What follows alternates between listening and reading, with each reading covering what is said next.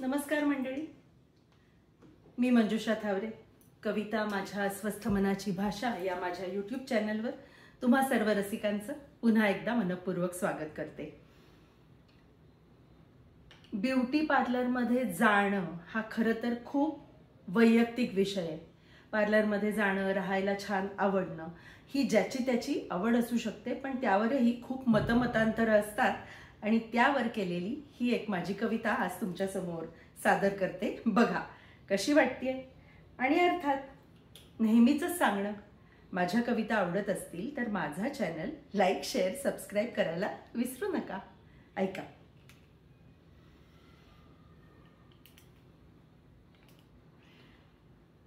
Fashion कोणीही करावी, fashion कोणीही करावी, फॅशन कशीही करावी, फॅशन कोणीही करावी, फॅशन कशीही करावी, वयात येणारीने करावी, वयात आलेलीने करावी आणि वय झालेलीने देखील करावी.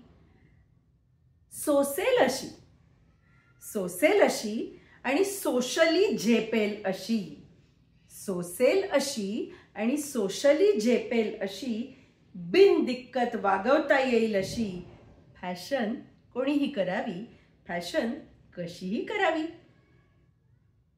पार्लरमध्ये गेलं म्हणजे लगेच हायफाय होत नाही आणि हलका मेकअप केला म्हणजे नखरेल होत नाही. करावीच असं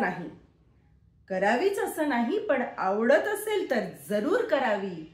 फॅशन जगण्याची उर्मी आणि ऊर्जा ठरावी. फॅशन कोणीही करावी, फॅशन कशीही करावी. वय चोरणे, फॅशन करणे हा काही गुन्हा नाही. वय चोरणे, फॅशन करणे हा काही गुन्हा नाही.